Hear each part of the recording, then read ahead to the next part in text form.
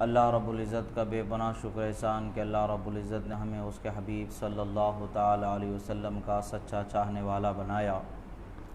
اور آپ کے آل و اصحاب کا سچا چاہنے والا بنایا۔ اللہ تبارک و تعالیٰ کا بے پناہ شکر و احسان کہ اللہ نے ہمیں صراط مستقیم پر گامزن فرمایا۔ عزیزان محترم، آج کا جو دن 10 رمضان مبارک کی جو تاریخ ہے، یہ اسلام کی ایک عظیم شخصیت کی طرف نسبت رکھتی ہے، جس کو ہم اور آپ ام المؤمنین حضرت بی بی سیدتنا خدیجۃ الکبریٰ رضی اللہ تعالی عنہا کے نام سے جانتے ہیں۔ حضرت بی بی سیدنا خدیجۃ الکبریٰ رضی اللہ تعالی عنہا وہ عظیم ہستی، وہ عظیم شخصیت ہے، بے اجماع مسلمین، باتفاق مسلمین یہ بات ثابت ہے کہ سب سے پہلے اسلام قبول کرنے والی ہستی حضرت بی بی خدیجۃ الکبریٰ رضی اللہ تعالی عنہا ہی ہیں۔ جب رسول اللہ صلی اللہ تعالی علیہ وسلم اعلان نبوت، جب آپ پر سب سے پہلے نزول وحی ہوئی، اس کے بعد آپ اپنے گھر تشریف لاتے ہیں تو آپ نے اپنے نبوت کا اعلان فرمایا، یعنی اللہ نے آپ کو اعلان نبوت کا حکم فرمایا۔ تو حضرت بی بی خدیجۃ الکبریٰ رضی اللہ تعالی عنہا سب سے پہلے اسلام قبول کرنے والی ہیں۔ آپ سے پہلے کوئی عورت نہیں، کوئی مرد نہیں، کوئی بچہ نہیں، کوئی جوان نہیں، کوئی بوڑھا نہیں، کوئی نہیں، سب سے پہلے حضرت بی بی خدیجۃ الکبریٰ رضی اللہ تعالی عنہا ہی اسلام قبول کرنے والی ہیں۔ اور آپ کی عظیم ہستی اور عظیم شخصیت ایسی عظیم شخصیت ہے کہ آپ نے اپنا کل مال و متاع، جبکہ آپ قریش کے سب سے مالدار خواتین میں ایک تھیں، آپ سے زیادہ مالدار کوئی خاتون نہیں تھی، آپ سے زیادہ عزت و شرافت اور پاکیزگی کا مقام قریش کے عورتوں میں کسی اور کو حاصل نہیں تھا۔ پورا قریش آپ کو طاہرہ طیبہ کے نام سے جانا جاتا تھا، جانتے تھے آپ کو طاہرہ اور بہت ہی پاکیزگی کے ساتھ صاف ستھری زندگی، بے عیب زندگی گزارنے والی شخصیت کے نام سے جانا جاتا تھا۔ اور قریش کے تمام مالدار عورتوں میں سب سے زیادہ مالدار حضرت بی بی خدیجۃ الکبریٰ تھیں۔ اور آپ کی مالداری کا سبب ایک یہ بھی ہے کہ آپ امانت داری اور ایمانداری کے ساتھ پوری طریقے سے تجارت فرمایا کرتی تھیں۔ آپ کے والد کے گزر جانے کے بعد آپ اپنے والد کے تمام کاروبار کے ذمہ دار بنی، تجارت کو آپ نے فروغ دیا، آگے بڑھایا۔ ملک شام تک آپ کی تجارت بہت پھیلی ہوئی تھی، بہت وسعت رکھتی تھی۔ آپ کے غلام اس کی نگہبانی کرتے تھے، کچھ آزاد کردہ غلام تھے، کچھ آپ کی غلامی میں رہنے والے غلام تھے جو آپ کے اس مال تجارت کی نگہبانی اور حفاظت کیا کرتے تھے۔ تعجب کی بات ہے کہ دیکھنے والی آنکھوں نے دیکھا کہ جس آج دنیا میں ہم دیکھتے ہیں کہ جنہیں عیش و عشرت کے ساتھ زندگی گزارنے میں جب تکلیف آ جاتی ہے، جو انسان چین و سکون کی زندگی گزارنے کا عادی ہو چکا ہے، اور آج ان کا حال یہ ہوتا ہے کہ عسرت کی زندگی یعنی تنگی کی زندگی گزارنا تکلیف دہ ہو جاتا ہے۔ مگر آپ دیکھیں کہ حضرت بی بی خدیجۃ الکبریٰ رضی اللہ تعالی عنہا اسلام قبول کرنے سے پہلے، سرکار کے نکاح میں آنے سے پہلے آپ کا جو حال رہا، عرب قریش کے تمام مالداروں میں سب سے زیادہ مالدار خواتین میں سے آپ کا شمار ہوتا تھا۔ بہت ہی تزک و احتشام کے ساتھ زندگی گزارا کرتی تھیں، مگر جب اسلام کے لیے قربانیوں کو پیش کرنے کا وقت آیا، جب آپ نے اسلام کے لیے قربانیاں پیش کیں تو ایک نہیں دو نہیں، آپ نے اپنے کل مال و متاع کو، کل مال و دولت کو رسول اللہ صلی اللہ تعالیٰ علیہ وسلم کی نظر فرما دیا اور آپ کو کل مالک و مختار بنا دیا۔ آپ جسے چاہیں عطا کریں، اللہ کی راہ میں خرچ کرنا چاہیں خرچ کریں، کسی اور کو اس مال کا مالک بنانا چاہیں بنائیں، کل اختیار آپ کو اللہ کے رسول صلی اللہ تعالیٰ علیہ وسلم کو دے دیا، اور اللہ کے رسول صلی اللہ تعالیٰ علیہ وسلم نے کل مال کو راہ خدا میں خرچ فرما دیا۔ اور وہی زندگی، فاقے کی زندگی گزارنا، جو زاہدانہ زندگی ہم کہتے ہیں، جو اللہ کے محبوب بندوں کی شان جس زندگی سے ہے، اسی زندگی کے ساتھ آپ نے گزارنا حضرت بی بی خدیجۃ الکبریٰ رضی اللہ تعالیٰ عنہا کو اور اپنے لیے پسند فرمایا، اور اسی زاہدانہ زندگی میں رسول اللہ صلی اللہ تعالیٰ علیہ وسلم کے ساتھ مکمل صبر کے ساتھ، مکمل اخلاص کے ساتھ، مکمل وفاداری کے ساتھ جنہوں نے زندگی گزاری، وہ حضرت بی بی خدیجۃ الکبریٰ رضی اللہ تعالیٰ عنہا ہیں۔ اور آپ رسول اللہ صلی اللہ تعالیٰ علیہ وسلم کے کل اولاد کی والدہ ہیں، سوائے حضرت ابراہیم رضی اللہ تعالیٰ عنہ کے حضرت ابراہیم حضرت بی بی ماریہ رضی اللہ تعالیٰ عنہ کے بطن مبارک سے ہیں۔ اس کے علاوہ جتنی بھی اولادیں ہیں رسول اللہ صلی اللہ تعالیٰ علیہ وسلم کی، وہ حضرت بی بی خدیجۃ الکبریٰ رضی اللہ تعالیٰ عنہ کے بطن مبارک سے ہی ہیں۔ حضرت قاسم حضرت طاہر رسول اللہ صلی اللہ تعالیٰ علیہ وسلم کے دو شہزادے ہیں، وہ حضرت بی بی خدیجۃ الکبریٰ رضی اللہ تعالیٰ عنہ کے بطن سے ہیں۔ اور آپ کے بطن مبارک سے 4 صاحبزادیاں، حضرت بی بی رقیہ، حضرت بی بی زینب، حضرت بی بی ام کلثوم اور حضرت بی بی فاطمہ الزہرا رضی اللہ تعالیٰ عنہا، یہ 4 صاحبزادیاں آپ کے بطن مبارک سے ہیں۔ رسول اللہ صلی اللہ تعالیٰ علیہ وسلم کے کل ازواج میں بلکہ کل امت میں سب سے بہترین مقام جنہیں شرف حاصل ہوا عورتوں میں، رسول اللہ صلی اللہ تعالیٰ علیہ وسلم سے روایت حضرت مولا علی رضی اللہ تعالیٰ عنہ فرماتے ہیں کہ حضرت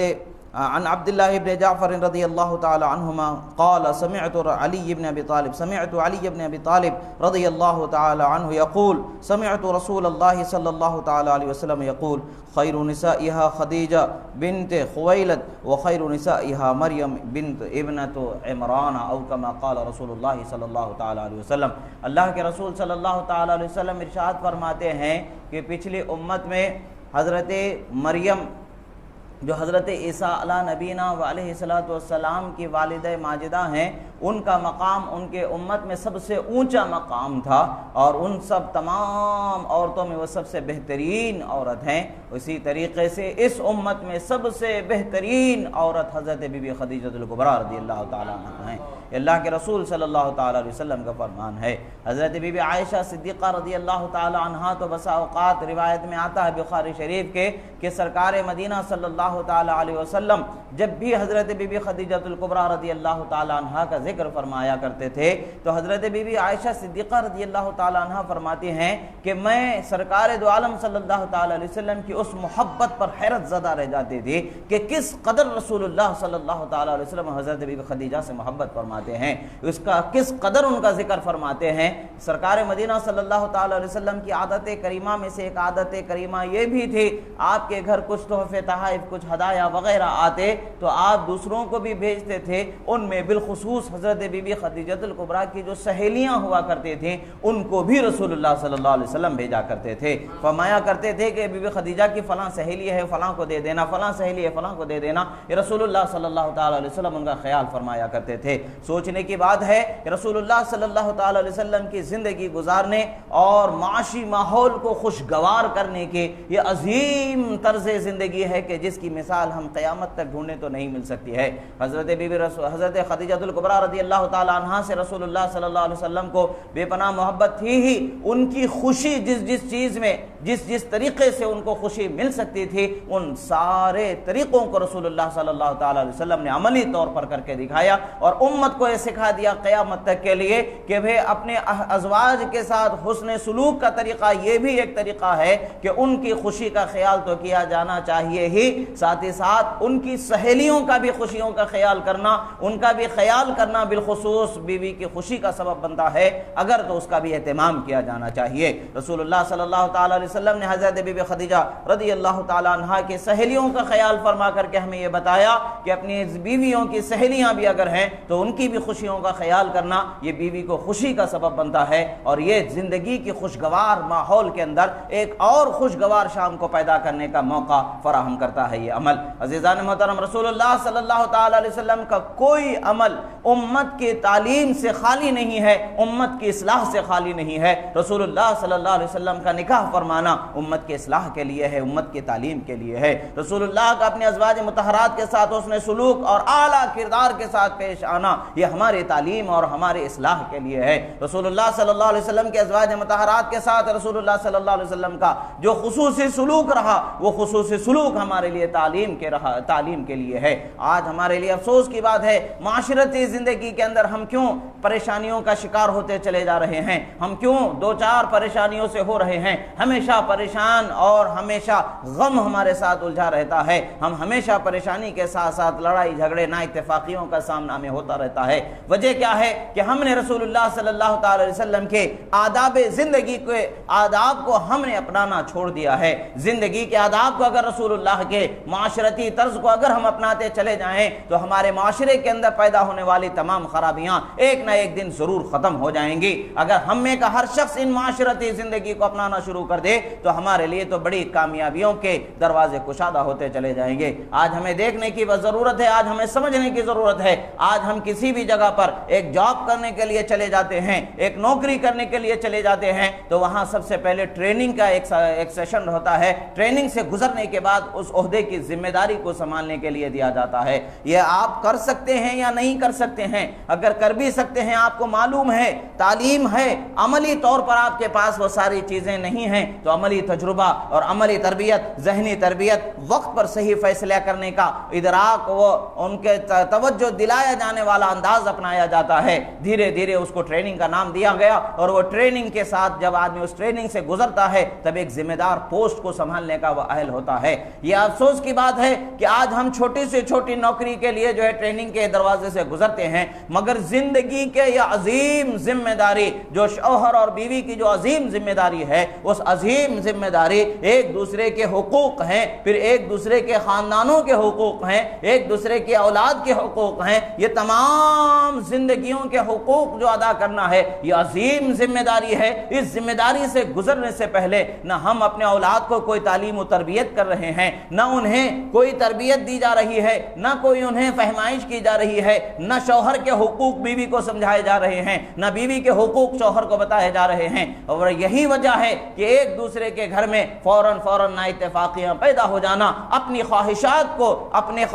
کو ایک دوسرے پر لادنے کی کوششیں کی جاتی ہیں اور ایک دوسرے پر تھوپنے کی کوششیں کی جاتی ہیں۔ اس کا نتیجہ یہ ہوتا ہے کہ نا اتفاقیوں کا رواج ہوتا چلا جاتا ہے اور رشتوں کے اندر کڑواہٹ پھیلتی چلی جاتی ہے۔ آج بھی اگر ہم اپنی اصلاح کے لیے رسول اللہ صلی اللہ علیہ وسلم کی معاشرتی زندگی کو اپنانا شروع کر دیں، یقیناً انسان شیطان کا کھلونا بنتا چلا جا رہا ہے، غصہ اس پر غالب آ جاتا ہے، بسا اوقات اس کے لیے کیسی صورتیں پیدا ہو جاتی ہیں، مگر انسان ہی سے تو غلطی ہوتی ہے۔ ہم میں سے ہر ایک اگر اس چیز کو سوچ کر کے زندگی گزارنے کی کوشش کرتا چلا جائے، ایک دوسرے کے ساتھ درگزر کا ماحول بناتا چلا جائے تو یقیناً ایک خوشگوار ماحول ہمارے لیے پیدا ہو جائے گا۔ عزیزان محترم، رسول اللہ صلی اللہ تعالی علیہ وسلم کی زندگی مبارکہ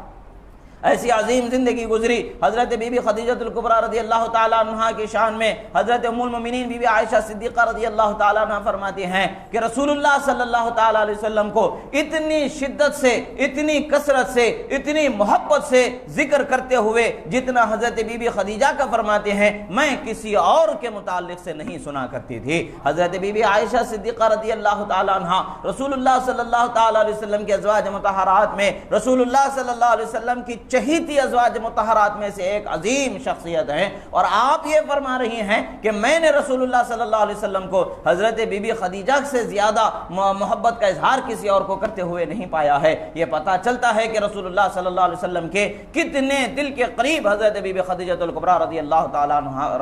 تعالیٰ عنہ کی ذات مبارکہ تھی۔ وجہ کیا ہے؟ آپ نے اسلام کے لیے کتنی قربانیاں پیش فرمائی ہیں، اسلام کے لیے کتنی قربانیاں پیش فرمائی ہیں۔ قیامت تک کے پوری امت مل کر کے اگر اس کا حق ادا کرنا چاہے تو خدا کی قسم اس کا حق ادا نہیں کیا جا سکتا ہے۔ اس کا بدلہ تو صرف اور صرف خدا اور اس کے رسول ہی قیامت میں ادا فرما سکتے ہیں۔ پوری امت مل کر کے اس احسان کا بدلہ نہیں چکا سکتی ہے۔ رسول اللہ صلی اللہ تعالی علیہ وسلم کے ساتھ انہوں نے جو شفقت فرمائی ہے، انہوں نے جو محبت فرمائی ہے اور اپنے مال و متاع، کل مال و متاع کو جو قربان فرما دیا ہے، وہ بھی اس وقت پر کہ پورا قریش ایک طرف ہے رسول اللہ صلی اللہ تعالی علیہ وسلم کو ایذا پہنچانا چاہتا ہے، پورا قریش رسول اللہ صلی اللہ تعالی علیہ وسلم کو تکلیف دینے کے در پہ ہے، اور اس وقت پر تنہا ذات حضرت بی بی خدیجہ الکبریٰ کی ہے جو حضرت رسول اللہ صلی اللہ تعالی علیہ وسلم کا ساتھ دینے کے لیے کھڑی ہے۔ کسی کا تعامل نہیں ہے، کسی کا لحاظ نہیں ہے، سب سوچنے والے سوچ رہے ہیں کل کو کیا ہوگا، مگر حضرت بی بی خدیجہ الکبریٰ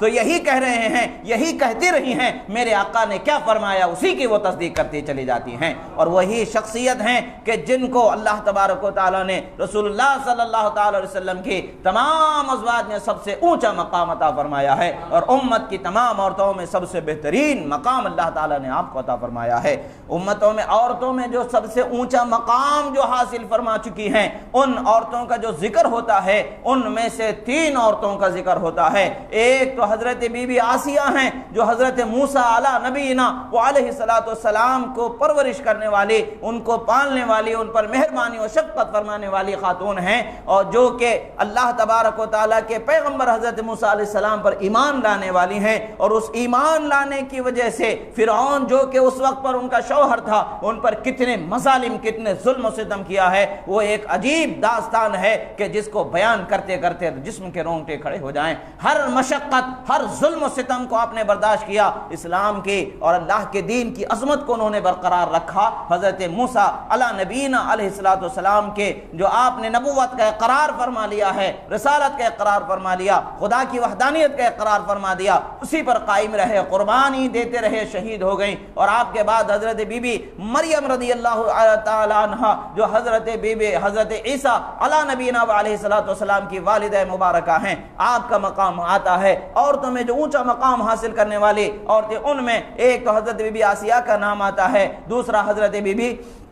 مریم رضی اللہ تعالیٰ عنہما کا نام آتا ہے، تیسرا حضرت بی بی خدیجۃ الکبریٰ رضی اللہ تعالیٰ عنہا کا نام آتا ہے۔ اور اس کے بعد اگر پھر نام آتا ہے تو نام اسی ذات کا آتا ہے جو ان کے بطن مبارک سے پیدا ہوئے، سید النساء اہل الجنہ حضرت فاطمہ زہرا رضی اللہ تعالیٰ عنہا کا نام آتا ہے۔ یہ اللہ تبارک و تعالیٰ کی شان ہے، اللہ تعالیٰ جسے چاہتا ہے، جو مقام و فضل عطا فرمانا چاہتا ہے، اسے وہ مقام و فضل عطا فرما دیتا ہے۔ عزیزان محترم، وہ عظیم ہستی جنہوں نے رسول اللہ صلی اللہ تعالیٰ علیہ وسلم کے ساتھ اپنے قربانی اور اثار کو پیش فرمایا تھا، جو رسول اللہ صلی اللہ تعالیٰ علیہ وسلم کے ساتھ ہر ظلم و ستم، ہر مشقت کو انہوں نے برداشت کر لیا۔ شعب ابی طالب میں جب محصور کر دیا گیا تھا رسول اللہ صلی اللہ تعالیٰ علیہ وسلم کے خاندان کو، ایک تو حضرت بی بی خدیجۃ الکبریٰ اور آپ کے چچا حضرت ابو طالب تھے جو آپ کے ساتھ اس پریشانی کے حالم میں محصور ہو کر کے، جب عرب کے لوگوں نے آپ کے ساتھ ظلم و زیادتی کی تھی، شعب ابی طالب میں محصور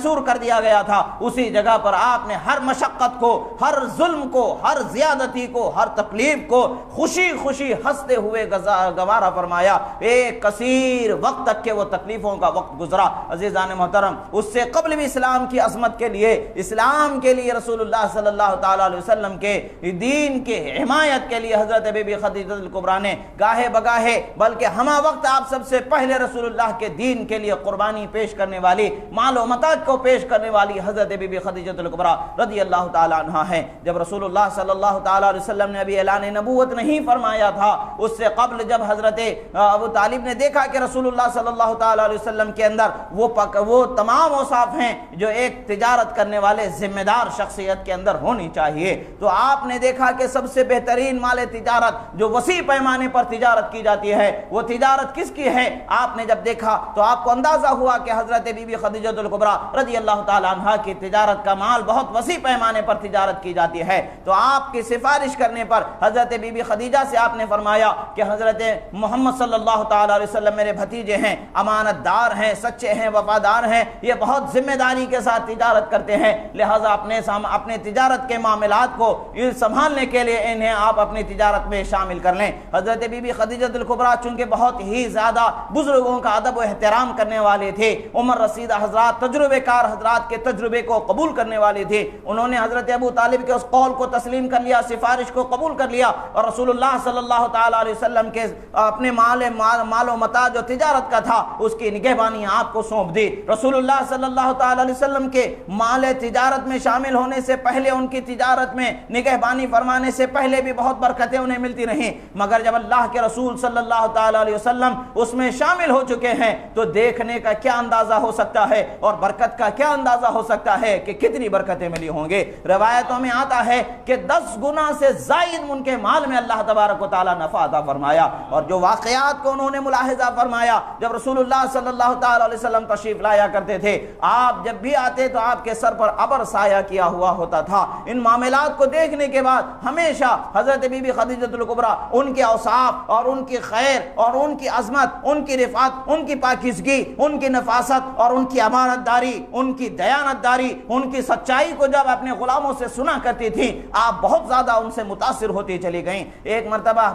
معاملہ ایسا ہوا، آپ نے ملک شام تجارت کے لیے قافلے کو بھیجا۔ قافلے کو بھیجنے کے بعد میں میسرہ نام کے آپ کے غلام تھے جن کو آپ نے آزاد کر دیا تھا، مگر قافلے وغیرہ کے ملک شام کی تجارت کی ذمہ داری انہی کو دی جاتی تھی۔ مگر اس مرتبہ ان سے کہا کہ سنو، یہ محمد صلی اللہ علیہ وسلم ہے، یہ تمام چیزوں کی نگہبانی کریں گے اور یہ جو حکم دے اس کے خلاف تمہیں کچھ نہیں کرنا ہے، یہ جیسا کہیں ویسا کرنا ہے، جتنے میں بیچنا چاہیں بیچ دینا ہے، جتنے میں دوسرا خریدنا چاہیں وہ خرید لینا ہے، ان کی مرضی ہے، ان کے مشورے کے اور ان کے فیصلے کے خلاف تم تعرض نہیں کرنا ہے، صرف خاموشی کے ساتھ اطاعت کے ساتھ ان کے ساتھ رہنا ہے۔ اور سنو، دیکھو جو واقعات ان کے ساتھ پیش آتے ہیں، ہر واقعے کو مجھے آ کر کے ضرور سنانا ہے۔ جب وہ راستہ شروع ہوا، سفر شروع ہوا، آپ ملک شام میں پہنچے۔ نستورہ نامی ایک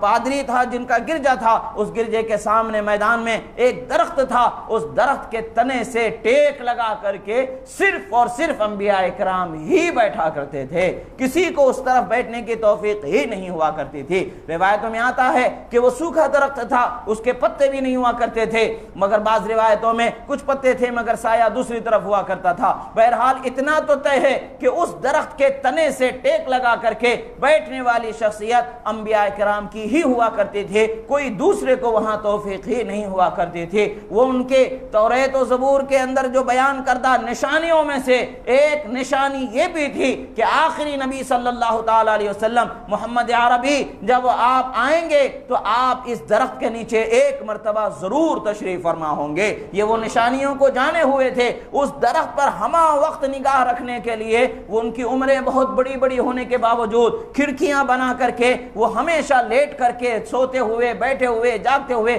ہر حال میں نگاہ کھلے تو فوراً اس درخت پر پڑے۔ اس حال میں انہوں نے کھڑکی بنا کر کے بالا خانے پر وہاں پر وہ پادری آرام کیا کرتے تھے۔ ویسے ہی حال میں وہ لیٹے ہوئے تھے کہ قافلہ اس کے صحن میں رکتا ہے تو کیا دیکھتے ہیں کہ رسول اللہ صلی اللہ تعالی علیہ وسلم تشریف لے جاتے ہیں، اور جیسے ہی قافلے سے ہٹ کر کے اس درخت کی طرف آپ جانا چاہتے ہیں، ابر سایہ کیے ہوئے آ رہا ہے اور آپ وہاں جا رہے ہیں۔ مواہب لدنیا میں روایت میں آتا ہے کہ جیسے جیسے آپ آگے بڑھتے چلے جا رہے ہوتے ہیں تو پتھر ہٹ کر کے راستہ دیتے نظر آ رہے ہیں۔ رسول اللہ صلی اللہ تعالی علیہ وسلم تشریف لے جاتے ہیں، اس درخت کے نیچے بیٹھ جاتے ہیں۔ حالانکہ دھوپ کے اعتبار سے سایہ تو مقابل طرف پڑنا چاہیے، مگر معاملہ یہ ہوا کہ رسول اللہ جدھر بیٹھتے ہیں درخت کا سایہ اسی طرف ہو جاتا ہے۔ اس عظیم معجزے کو دیکھ کر کے وہ پادری نیچے اتر کر آ جاتے ہیں اور میسرہ سے پوچھتے ہیں، اے میسرہ یہ کون ہے؟ یہ تمہارا نیا ساتھی کون ہے؟ اے نوجوان ساتھی کون ہے؟ آج سے پہلے میں نے تمہارے اس قافلے میں انہیں نہیں دیکھا، آج یہ کیسے یہاں پر نئے شخص کو تم لے کر کے آئے ہو؟ یہ کون ہے؟ ان کا تعارف مجھے دینا۔ وہ کہتے ہیں نام پوچھا گیا، نام بتایا گیا، وہ سر تسلیم ہلاتے نظر آ رہے ہیں۔ ہاں ٹھیک ہے، اور آگے ان کی کیفیات اور آگے ان کی نشانیاں بتاؤ اور آگے ان کے معاملات بتاؤ۔ جو تعارف پیش کیا گیا تو وہ کہتے ہیں کہ میسرہ سنو، یہ وہ عظیم ہستی ہیں کہ جو نشانیاں ہم اپنی کتابوں میں پڑھا کرتے تھے آخری نبی کی، وہ نشانیاں ان کے اندر ہمیں ملتی نظر آ رہی ہیں، اور یقیناً دیکھنا ایک دن یہ اعلان کریں گے نبوت کا اور ان کا ساتھ کبھی نہ چھوڑنا، یہ اللہ کے سچے نبی آج یہاں پر صرف اس قافلے کی سرداری نگہبانی کرتے آئے ہیں، مگر دیکھنا عالم کی سرداری خدا انہیں عطا فرمانے والا ہے، تمام عالم کا سردار خدا انہیں بنانے والا ہے۔ یہ معاملہ جب اس سے سنا تو یہ اور زیادہ متاثر ہو جاتے ہیں، اور سفر میں حضر میں ہر جگہ انہوں نے مشاہدہ کیا، ہر بات کو ایک ایک چیز کو انہوں نے مشاہدہ کرنے کے بعد واپسی کا جب وقت آیا، حضرت بی بی خدیجہ سے انہوں نے جب عرض کیا، حضرت بی بی خدیجہ الکبریٰ رضی اللہ تعالی عنہا ان عظیم واقعات کے رونما ہونے سے اور اس پادری کی باتوں سے اور پورے عرب کا ان کے ساتھ عزت و احترام کے معاملہ پیش کرنے کی وجہ سے بہت متاثر ہوئیں۔ آپ نے رسول اللہ صلی اللہ تعالی علیہ وسلم کے لیے پیغام نکاح بھیجا۔ حضرت ابو طالب اور حضرت حمزہ رضی اللہ تعالیٰ عنہ کی طرف سے اس بات کو جو ہے تسلیم کہ ان کی طرف سونپا گیا۔ یہ بزرگوں نے رسول اللہ صلی اللہ تعالی علیہ وسلم کے چچا تھے، اس وقت پر انہوں نے جو ہے اپنی بات کو آگے بڑھائی اور رسول اللہ صلی اللہ تعالی علیہ وسلم کا نکاح اس عظیم ہستی حضرت بی بی خدیجہ خدیجۃ الکبریٰ رضی اللہ تعالیٰ عنہ سے فرمایا گیا۔ اس وقت پر حضرت بی بی خدیجۃ الکبریٰ رضی اللہ تعالیٰ عنہ کی عمر روایتوں کے مطابق 40 سال آتی ہے، اور رسول اللہ صلی اللہ تعالیٰ علیہ وسلم کی عمر اشہر الروایات جو ہے اس کے اعتبار سے 25 سال کی عمر ہوتی ہے۔ یہ اللہ کے رسول صلی اللہ تعالیٰ علیہ وسلم کی شان ہے، یہ بھی تعلیم امت کے لیے آپ فرما رہے ہیں۔ یعنی نکاح کے لیے نوجوان تو ہم عمر عورتوں سے نکاح کرنا پسند کرتے ہیں، مگر یہاں پر نکاح کرنا دنیاوی یا اپنے نفس کی غرض کو پورا کرنا مقصد نہیں ہے، بلکہ ایک بہتر معاشرے کو کیسے بہتر بنایا جاتا ہے وہ مثال پیش کرنے کے لیے رسول اللہ صلی اللہ تعالی وسلم کی ایک عملی مثال اس واقعے کو پیش کیا گیا کہ رسول اللہ صلی اللہ علیہ وسلم نے نکاح فرمایا۔ 40 سال حضرت بی بی خدیجۃ الکبریٰ رضی اللہ تعالی عنہ کی عمر تھی، مگر اللہ کا شکر، اللہ کا فضل کہ اللہ تبارک و تعالی نے رسول اللہ کو ان سے وہ محبت عطا فرمایا، وہ خوشیاں عطا فرمائیں۔ رسول اللہ صلی اللہ تعالی علیہ وسلم ان کے سوا کسی کا ذکر اس طریقے سے، اس شوق سے نہیں فرمایا کرتی تھی۔ حضرت بی بی عائشہ صدیقہ رضی اللہ تعالی عنہ ایک مرتبہ تو عرض کرتی ہیں، یا رسول اللہ صلی اللہ علیہ وسلم، آپ حضرت بی بی خدیجۃ الکبریٰ کا ذکر اتنے شوق و احترام سے، اتنی محبت سے کرتے ہیں، اتنی ان کی تعریف کرتے ہیں، اتنی ان کی تعریف کرتے ہیں، گویا کہ مجھے ایسا لگتا ہے ان کے سوا کوئی عورت دنیا میں ہے ہی نہیں کہ جس کی تعریف کی جائے۔ حضرت رسول اللہ صلی اللہ علیہ وسلم تبسم فرماتے ہیں اور فرماتے ہیں کہ سنو، بے شک حضرت خدیجہ کو اللہ نے ایسے ہی بنایا تھا۔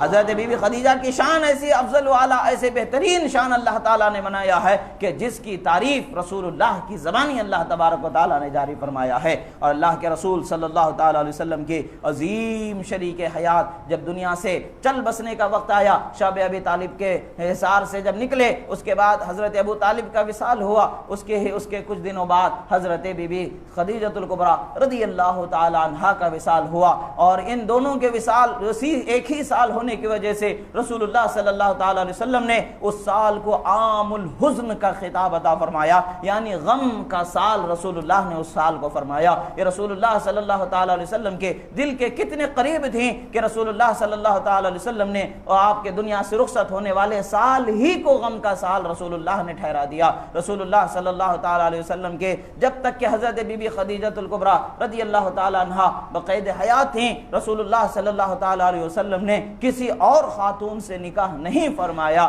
آپ کے وصال کے بعد ہی دوسری عورتوں سے، دوسرے خواتین سے آپ نے نکاح فرمایا جو آپ کے نکاح میں آئیں، جیسے حضرت بی بی عائشہ صدیقہ، حضرت بی بی حفصہ وغیرہ۔ یہ تمام ازواج مطہرات جو رسول اللہ صلی اللہ تعالی علیہ وسلم کی ہیں، حضرت ام سلمہ وغیرہ، یہ ازواج مطہرات حضرت بی بی خدیجۃ الکبریٰ رضی اللہ تعالی عنہا کے وصال کے بعد ہی رسول اللہ صلی اللہ تعالی علیہ وسلم نے نکاح فرمایا۔ آپ کو ذرا برابر بھی ان کی دل آزاری گوارا نہیں تھی، ان کو تکلیف ہونا گوارا نہیں تھا۔ یہی وجہ ہے کہ رسول اللہ صلی اللہ تعالی علیہ وسلم نے کسی بھی صورت میں ان کو کسی بھی دل آزاری کے کوئی سبب کو پیدا ہونے ہی نہیں دیا، اور رسول اللہ صلی اللہ تعالی علیہ وسلم کے ساتھ وہ بڑی محبت کے ساتھ رسول اللہ صلی اللہ علیہ وسلم کے ساتھ زندگی گزارا کرتی تھی۔ روایتوں میں آتا ہے جب رسول اللہ صلی اللہ تعالی علیہ وسلم غار حرا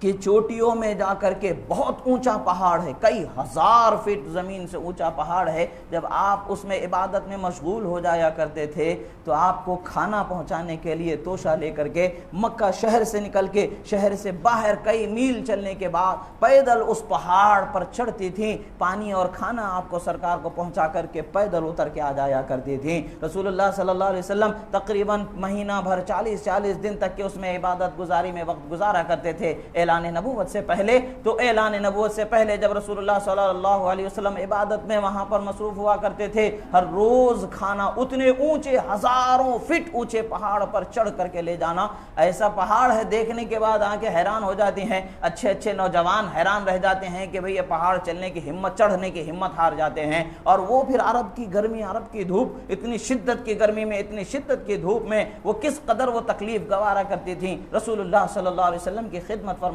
کرتی تھیں۔ یہی وجہ ہے کہ امت کے علماء یہ کہتے ہیں کہ جو احسانات حضرت بی بی خدیجۃ الکبریٰ کے اس امت پر ہیں، وہ احسانات کا اگر بدلہ چکانا چاہے، قیامت تک کہ امت مل کر کے کبھی وہ بدلہ نہیں چکا سکتی ہے۔ اگر اس کا بدلہ پورا کیا جا سکتا ہے، وہ صرف اور صرف اللہ اور اس کے رسول ہی پورا کر سکتے ہیں، کوئی اس کا بدلہ پورا نہیں کیا جا سکتا۔ اور دنیا میں کیا کوئی اس کا بدلہ چکائے؟ آخرت میں ہم دیکھیں گے کہ خدا و رسول کتنا ان کو اس کا بدلہ عطا فرماتے ہیں۔ ہیں۔ عزیزان محترم، ہمیں چاہیے کہ رمضان کی برکتوں کے ساتھ ساتھ رمضان کی برکتوں والے دنوں میں اللہ کے محبوب بندے، برکت والے بندوں کی کیا کیا ان کے ساتھ کچھ نسبتیں وابستہ ہیں، ان نسبتوں کا بھی خیال کرنا ہمارے لیے ضروری ہے، تاکہ ہمیں حوصلہ ملتا ہے اسلامی زندگی جینے کا، سبق ملتا ہے اسلامی زندگی جینے کا، پریشانی کے عالم میں نہ ڈرنے کا حوصلہ اور ہمت کا ہمیں ساتھ ملتا ہے۔ ان بزرگ ترین ہستیوں کی زندگی کو ہم دیکھتے ہیں۔ عزیزان محترم،